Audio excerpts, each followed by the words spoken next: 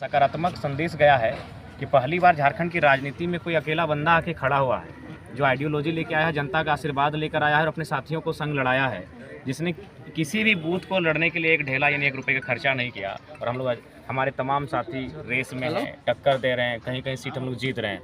तो ये लोकतंत्र की एक सुंदर तस्वीर को हम लेकर आए हैं। झारखंड की जनता को झोली फैलाकर हमारा स्वागत करना चाहिए। चुनाव का मतलब खर्चा था, नहीं करने से एवरेज अगर एक बूथ में 10,000 खर्च जोड़ा जाए तो गिनिए 2,000 बूथ में कितना खर्च होगा।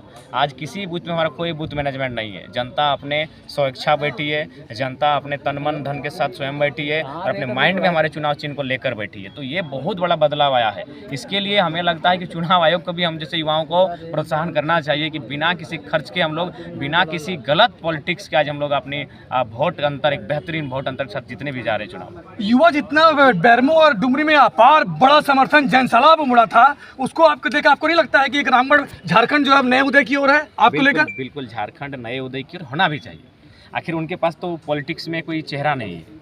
अभी अगर वर्तमान में आजसू की बात कही, झारखंड मुक्ति मोर्चा की बात कही, जो हमारे प्रमुख क्षेत्रीय दल हैं, वह एक परिवार के इर्द गिर्द ही उनके प्रत्याशी हैं। विधायक सांसदों का जो पद वितरित होता है चुनाव लड़ने के लिए, वह परिवार के रिश्तेदारी तक ही मतलब सीमित रहता है और लोकतंत्र के लिए खूबसूरत तस्वीर नहीं है। लोकतंत्र का मतलब विकेंद्रीकरण होना चाहिए। तो हम लोग विकेंद्रीकरण के पक्षधर हैं। ऐसे ऐसे युवाओं को हम लोग चुनाव में लाए हैं जो शायद मुखिया का चुनाव लड़ने के लिए भी मैंने संकेत नहीं दे पाते।